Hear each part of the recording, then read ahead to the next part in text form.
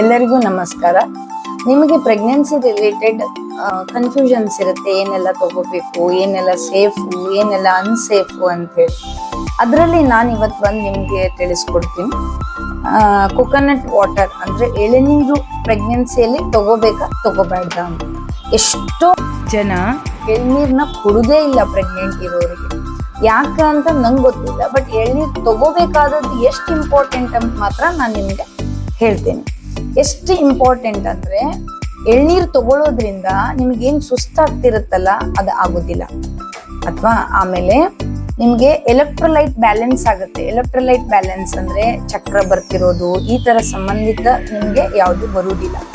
ಸುಸ್ತಾಗ್ತಿರೋದು ಇದು ಕಡಿಮೆ ಆಗುತ್ತೆ. ಆಮೇಲೆ it is A nutritional rich one.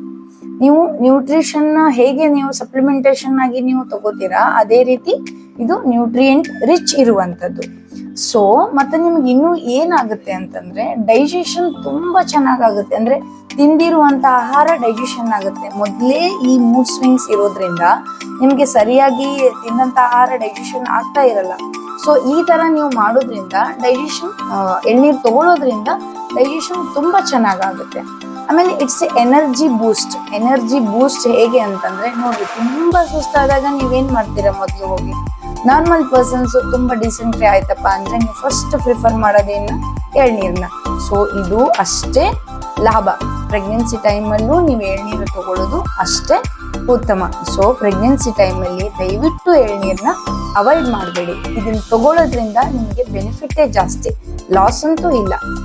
ಆಮೇಲೆ ನೀವು ಎಲ್ಲಿ ತನ ತಗೋಬಹುದು, ಇದನ್ನ ಅಪ್ ಟು ನಿಮ್ ಡೆಲಿವರಿ ಆಗೋ ತನ ತಗೋಬಹುದು, ಆಯ್ತಾ. ಇದರಿಂದ ಯಾವುದೇ ಅಲರ್ಜಿನೂ ಆಗುದಿಲ್ಲ.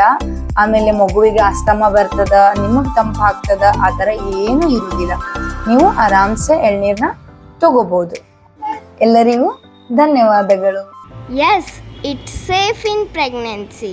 ನಮ್ಮ ವಿಡಿಯೋ ಇಷ್ಟ ಆದರೆ ಲೈಕ್ ಮಾಡಿ, ಪ್ರೆಗ್ನೆನ್ಸಿ ಇರೋರಿಗೆ ಶೇರ್ ಮಾಡಿ, ಸಬ್ಸ್ಕ್ರೈಬ್ ಮಾಡಿ.